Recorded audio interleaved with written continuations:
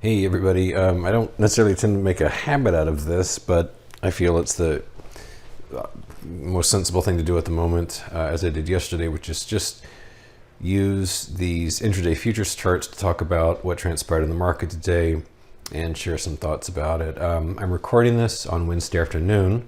The ES closed up about 19.5 points. The NQ was up triple digits, but it closed up near that, up about 96. And the Russell was down all day. It actually managed to close down about 0.5%. So real bifurcation in the market. So let's just kind of walk through some basics here. Here we have the ES, and this isn't the whole day. I've purposely dragged back the bars so that it only shows like through this morning. As you can see, absolutely just meandering. Didn't know what to do with itself. Just up and down and up and down and up and down, going nowhere, waiting for the minutes to come out. And come out they did. And at first, a teeny little sell-off, and then it's like, whee, off to the races. And it just went exploding higher. And it looked like the bulls were finally going to kind of run with it, and then bleh. So this line here is the one I pointed out in an earlier post. This is around 38.60, and it has been for a long time. Let's go way back to like a 4-hour bars. Not that far back. Let's do a 1-hour bar. Here's the line, and it has been kind of formidable resistance. And this is a very messy chart because back here, it was vastly, vastly more worrisome for the bears. This was only back around, this is June 24. So this is like what bears, keeps bears up at night, which is a nice, clean, steady, bullish pattern. A nice setup for a rockin' sock'em counter trend rally. And it did start to rally. It went roaring through that line, and then went higher and higher and higher, and then it just puked all over itself, like so. I mean, it was just a disaster. So it's just like success, success, success. As of here, I'm sure the bulls are just like high-fiving each other all over the place. Failure, failure, failure. All that they accomplished completely unwound. Doesn't mean a goddamn thing at this point. And so what we have here on this perspective, this was that blowout. And this one I'm sweating bullets, wondering just how high is this damn thing going to go, and then it just pukes all over its lapels.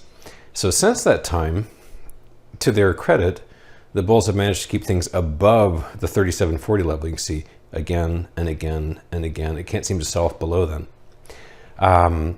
And this line, which had been crucially important earlier, is now just kind of a footnote, because this blob of overhead supply kind of is the fly in the ointment, as I said earlier. And yes, it's all well and good that they got it above this line again, but look what happened. It didn't count for anything, did it? It just flopped right below it. So this entire thing, all this price action, which has been going on for weeks now, is, and prepare to be dazzled by my expertise and my decades of experience, it's a big fat mess. It's a big fat stinky mess, and it's very tough to read on this kind of time perspective. If we go out to say the 4-hour bars, which shows the entirety of this bear market, which began really almost picture perfect like the beginning of this year. I mean, it's like just beautifully clean that 2022 begins within a couple of trading days, the bear market.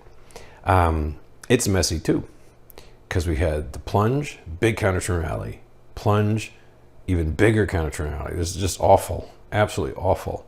And then a real shitstorm down here, counter trend rally. Boy, these are annoying. I mean, look at this. Pointless, pointless, pointless. Every single one. They're just forestalling the inevitable. And then the latest one was here. Note also how much, look at this. Look at the size and power of this. Look how much more diminished this is. And look at this pee-wee pipsqueak, 2 centimeters long, nothing to it. So when I look at this, and when I look at the failures, and I look at the behavior, and I look at the big picture, that's why when you do get rallies like today, I'm like, whatevs, you know, the winds are blowing right in their faces. They cannot manage to put a rally together. And my opinion, which is worth nothing, but I'll just share it anyway. My opinion is that if we can get a nice steady drumbeat of earnings shockers this month, it will finally allow the market to punch through the kind of support we're seeing at 37.40, the kind of support we saw at 36.40, and give us a pathway to the promised land of 3,500, which is, you know, what I've been looking at for quite some time now. This sort of target. But the Fed minutes today provided some kind of salve for the bullish soul, but they didn't win. You know, green numbers notwithstanding. Regrettably, the earnings don't really kick in for a couple of weeks. You know, next week we're going to get some. We get the big banks, and then the next week, then it gets fun. We get 2 weeks of, like, you know, nude mud wrestling. It's going to be very exciting.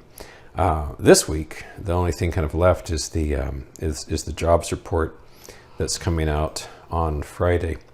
Let me see if there's anything interesting else. That's kind of the big picture right there.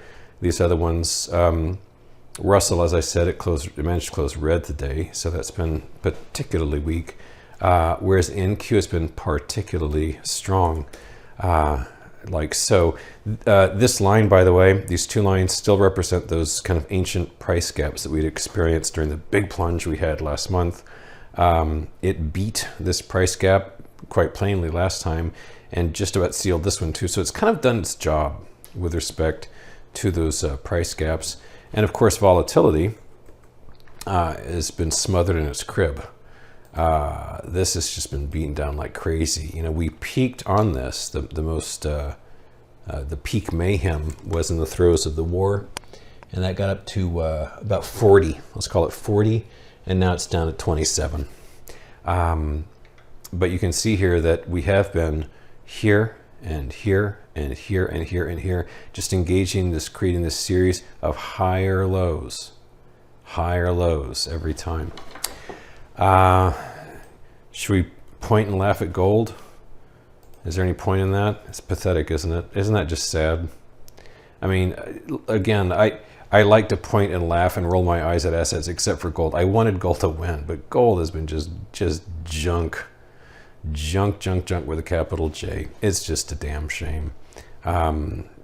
Maybe it'll kind of cough and wheeze its way back to 1800, but this is such a dead duck right now.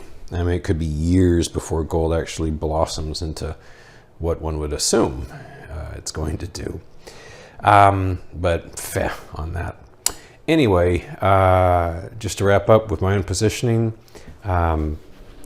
mildly aggressively in there. I'm at 15% cash. I'm in 40 bearish positions, actually 43 bearish positions total right now.